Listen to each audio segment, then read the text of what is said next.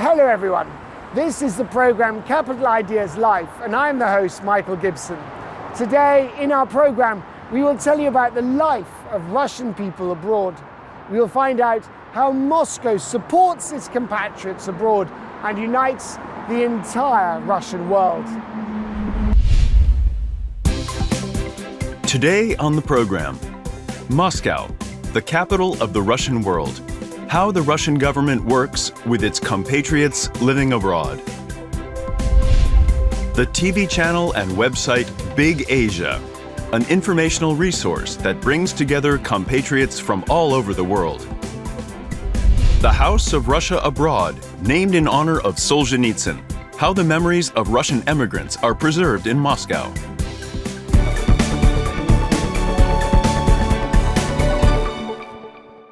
It is believed that the Russian-speaking diaspora is one of the most numerous in the world. According to various sources, about 30 million people live outside of Russia. How Russians live abroad, what they do, how they conduct business, and how they manage to preserve Russian culture and traditions away from home.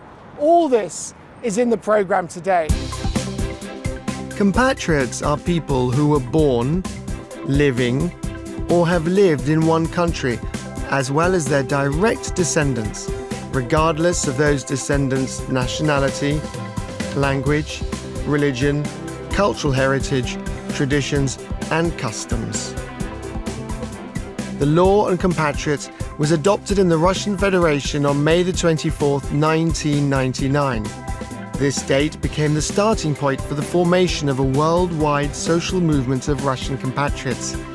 But at the same time, many questions remained unanswered. For example, how would contact with compatriots be maintained? And who will control this work? And how will it be coordinated? The Government Commission on the Affairs of Compatriots Abroad was created to answer these questions. It included representatives of the legislative and executive authorities of the Russian Federation and its federal subjects. Over time, outside Russia, in almost every country where there is a large Russian population, national coordinating councils of Russian compatriots have been created. All of the foreign Russian world is united through the World Congress of Compatriots. The World Congress of Compatriots living abroad is held in Moscow once every 3 years. This year, it will be held for the 7th time under the slogan, Russia and compatriots in a changing world. The event will be attended by delegates from more than 100 countries from all around the world. Some of them were born in Russia. Some of them learned about it from the stories of their parents. Russian culture, language, and traditions in their families have been carefully preserved and passed down from generation to generation. Simultaneously, you all undoubtedly represent a huge community of Russian compatriots. You represent one big, huge Russian world, which has never been built solely on ethnic, national, or religious grounds. It unites and brings together everyone who is spiritually connected to Russia. Those who feel this spiritual connection, who consider themselves bearers of the Russian language, culture, and history. We attach great importance to these large-scale gatherings, which help us better understand how Russian communities in other countries live today. We want to coordinate common steps with you aimed at further joint efforts, realization of useful undertakings in various fields, in order to protect the legitimate interests of our compatriots abroad. At a meeting with Russian President Vladimir Putin, participants of the World Congress discuss issues of concern to everyone. For example, in 2018, during the 6th Congress, there was discussion on how to simplify the acquisition of Russian citizenship and create comfortable conditions for compatriots from abroad to move to Russia. At the Congress, a new concept of state migration policy was announced and signed. The basic provisions of this program had already been adopted back in 2006. At the initial stage, just 10 subjects of the Russian Federation participated in it. Today, there are now 80 of them. No less important is the theme of preserving the Russian language among immigrants. Many representatives of the Russian diaspora abroad note that they need Russia just as Russia needs them. We all belong, like the whole of Russia, to the Russian world, to the Russian civilization. We are Russians. I prefer to say, we are Russians in the broad sense of the word. We, living in different countries of the world, are ambassadors of Russia in full awareness of this sacred mission. It is our duty. It is our responsibility.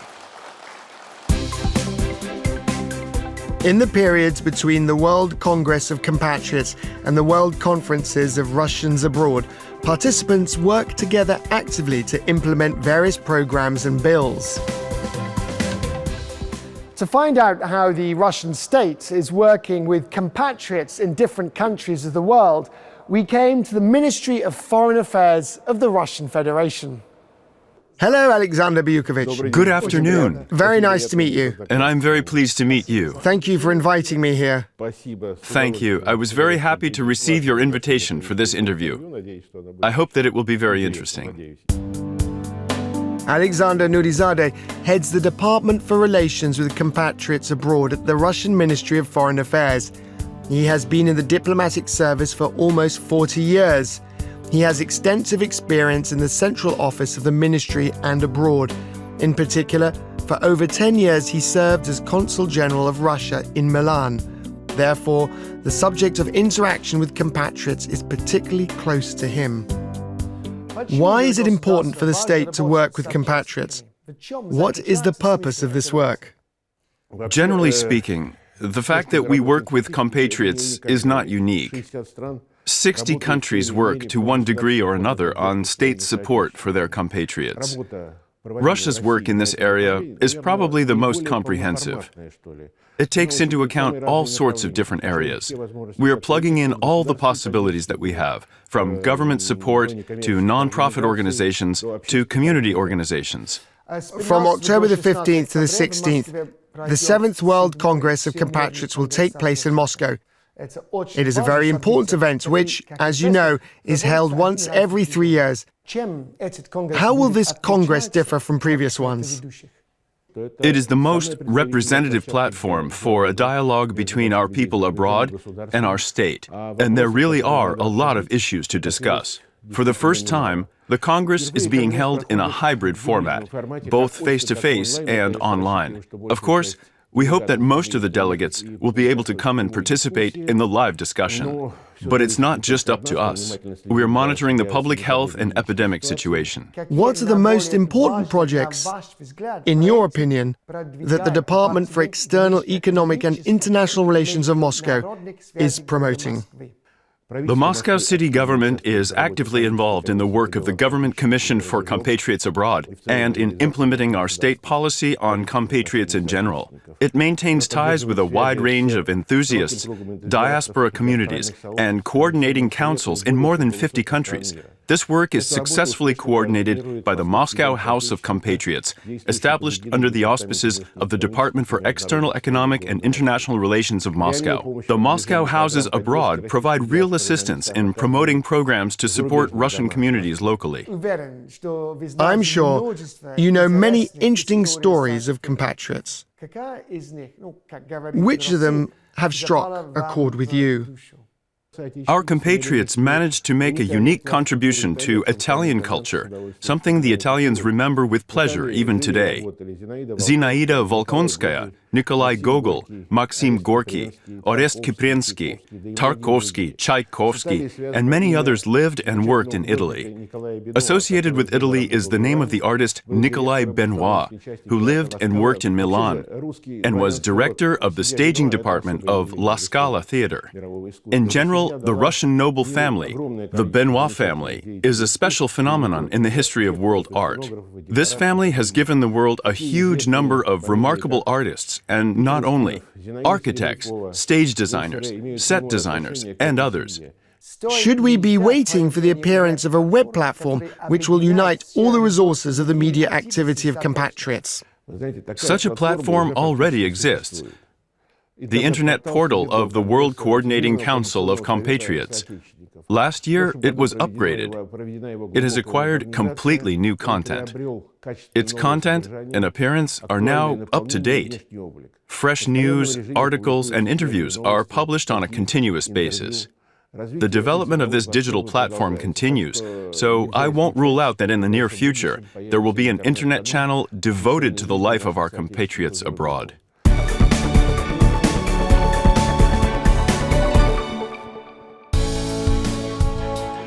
The Russian community of compatriots abroad is a unique phenomenon. It is multinational, with people belonging to many religious confessions. The Russian community abroad is one of the 4 largest diasporas in the world. Russian compatriots live in more than 100 countries on all continents.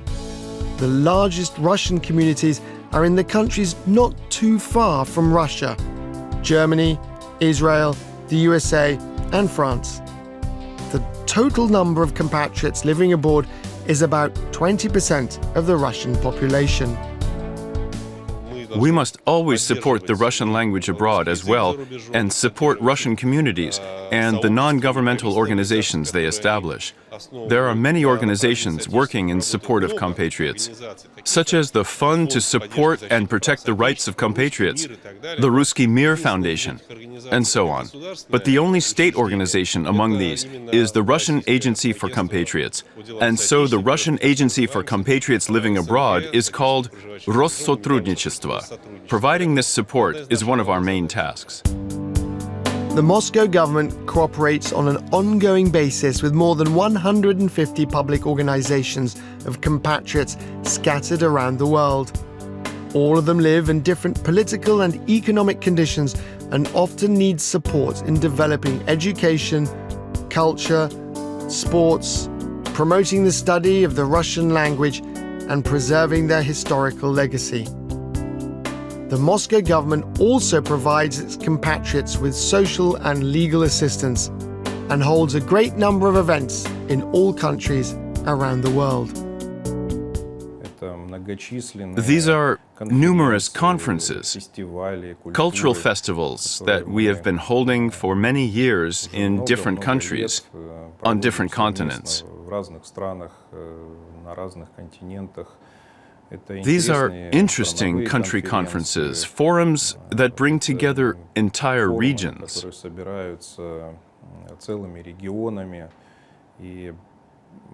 I am very glad that we managed to create this synergy with the Russian Agency for Compatriots Living Abroad and the Ministry of Foreign Affairs of the Russian Federation, and jointly facilitate such events with all kinds of interesting content.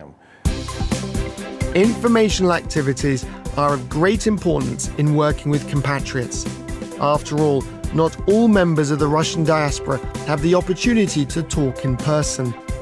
But you can always turn on the TV, get on the internet, and see how compatriots live in different parts of the world. One of such informational resources, widely covering the life of compatriots, is the TV channel Big Asia, on which our program is also broadcast. There are so many people who live all over the world, and they want people to know how they live, what they do. And in general, the world of compatriots is huge. But the center of this world for Russian compatriots is, of course, Moscow. And the fact that the program Capital Ideas Life came to us to shoot a program about how our compatriots live is very important. The professional team, led by journalist, public figure, and media manager Alexander Lebedev, creates a positive Asian dimension in the media space of Russia, builds sustainable communications with colleagues in Asian countries, and successfully implements the most important political trend of the time, the so-called turn to the East. The TV project Compatriots is one of the main products of the channel. The TV program Compatriots has been aired on the TV channel Big Asia for 4 years in a row. What we see on air is a beautiful picture, but behind it there is a lot of work by a big team of people. Today, we have the unique opportunity to visit the TV station and look at the television kitchen that creates this amazing program.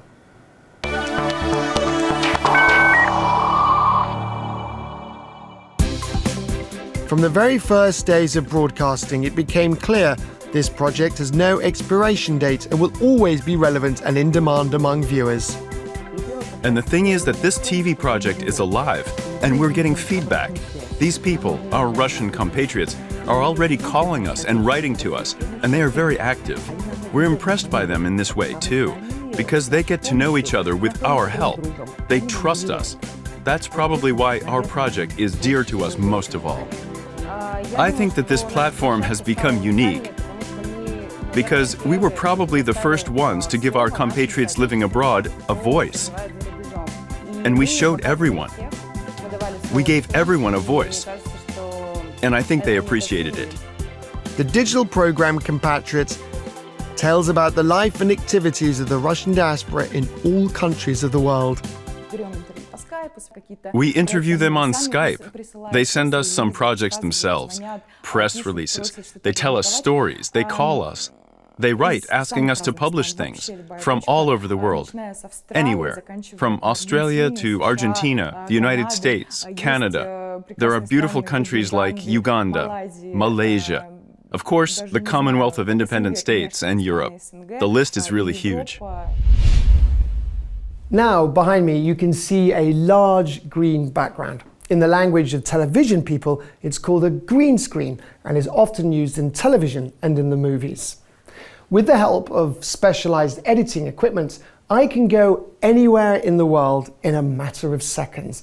And, for example, into a fully fledged television studio. Hello! My colleague, hello. Greetings, I'm just telling the viewers about your studio. About our studio. Great. We're about to record a new program, so you can see everything with your own eyes. That's great. I'll give up your seat then. Thank you.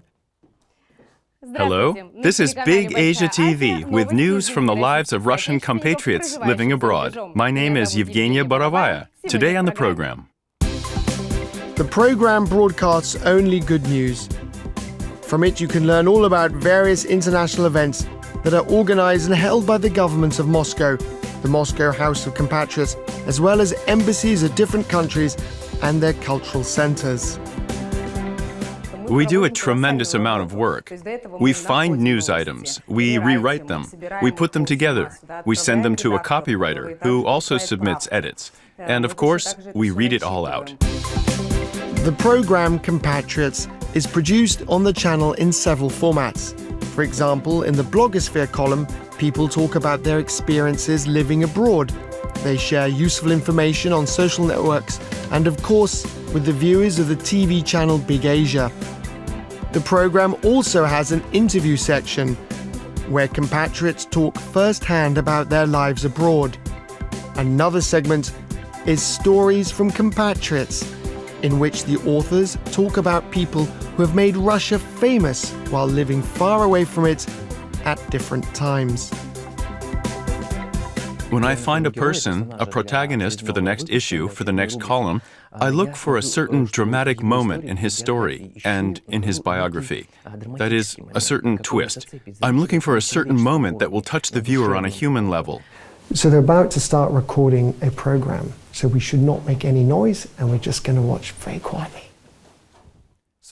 This has been The History of Compatriots, and I'm Peter Vlasov. Program host Peter Vlasov is an actor by training. He gained his first television experience here at the Compatriots Project. Now, every week on the TV channel Big Asia, Peter recounts new stories about the lives of prominent Russian compatriots. Of course, I'm more of an old-school presenter in that respect, because it's pretty straightforward these days. There are blogs everywhere, YouTube, jump cut, everything's fast, quick, TikTok, information in 15 seconds.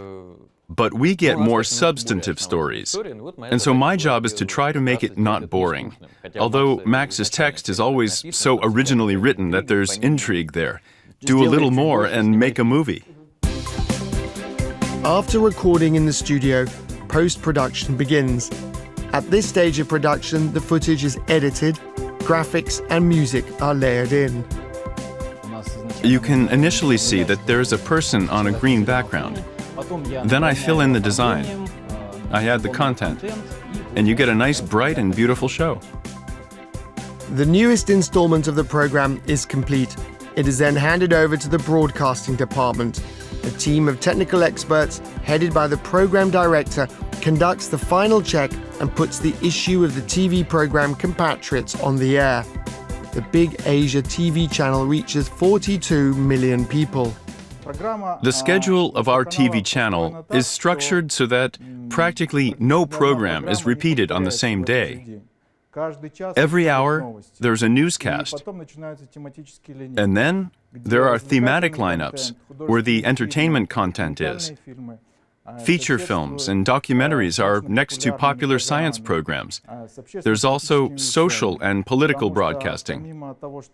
Because besides talking about Asia as a region, as many countries are included in it, we talk about the Asian agenda, about politics, about sentiment, about the ideology that is present between Russia and the countries of this region.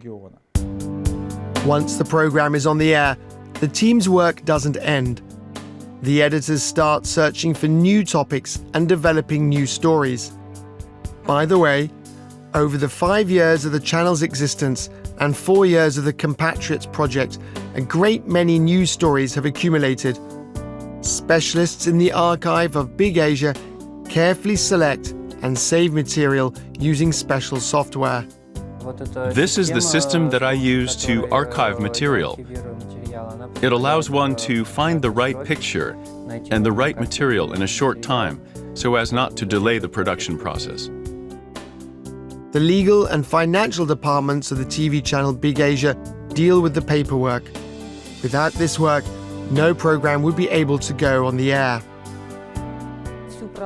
All the legal work can be divided into two blocks. The first consists of negotiating a contract with colleagues from the Department for External Economic and International Relations of Moscow, technical specifications. And the next stage of the Compatriots project involves its further dissemination and promotion. Funding comes primarily from the state. Government financial support, and all expenditures within the framework of this project are also strictly regulated and controlled by the provider of this subsidy.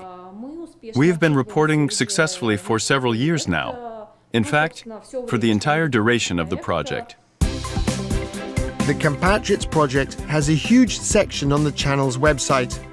Here you can not only watch all episodes of the TV program, but also read news about the life of the Russian-speaking community from around the world. The news feed on the site is updated in real time. I often hear the phrase that our project is a kind of rallying point for compatriots, a rallying point for people. And our task is the opposite, from one point to create many points. That is, to spread out and make our project known all over the world. We are always exploring. But yes, the basic element of ours, like our corporate identity, were worked out long ago. Our corporate color orange best reflects the warmth and cordial nature of our channel and the relationship with our entire audience, and with our compatriots in particular.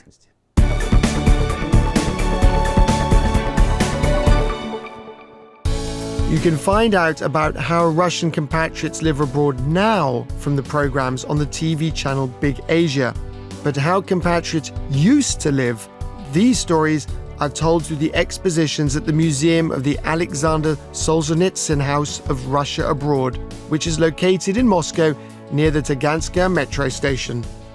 The Solzhenitsyn Museum of the Russian Diaspora has been in existence for more than 25 years. It is located almost in the very center of Moscow. From a small library, it has grown into the world's only museum of the Russian diaspora. Last year, the House of Russia Abroad celebrated its 25th anniversary.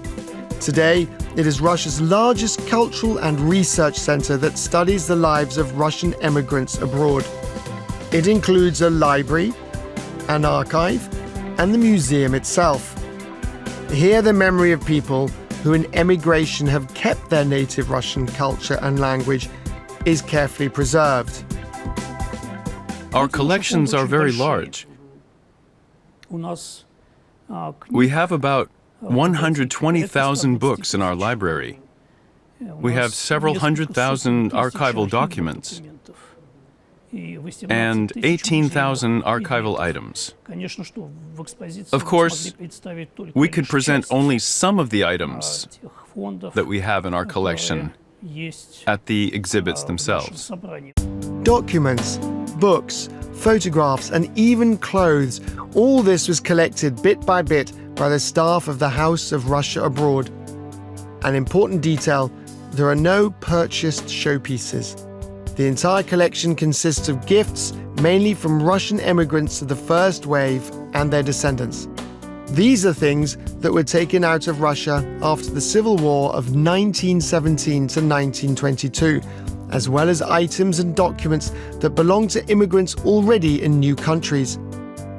The great Russian writer Alexander Solzhenitsyn was the first to begin to collate the legacy of Russian emigration. And the house itself appeared in the 1990s, thanks to its current director, Viktor Moskvin, and the famous researcher of Russian emigration, Nikita Struve. Today, it is worth coming here just to see how a historical museum can look like in the digital age. This is where you can see the tours. Here, you put on your headphones. And here, for example, is Russian Belgrade. And you can travel around the city. For all immigrants, life was divided into before and after their departure. You can find out, for example, what their lives were like on this interactive wall. All you have to do is turn the portrait around. Here, the ones with the coat of arms are photos taken before the revolution. When you turn one over, you see a photo taken post-emigration. And here, you can see who it is. So this is before and after? Yes. With the arrival of delegates of the World Congress of Compatriots in Moscow, the museum will be enriched with new gifts. The legacy of the ancestors of the Russian emigration continues to return to Russia.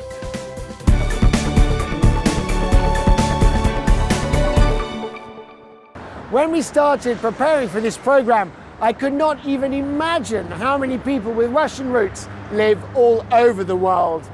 And they are united by one city. And this is the best city on earth, Moscow. I'm Michael Gibson. See you in the next program. Goodbye and do svidaniya.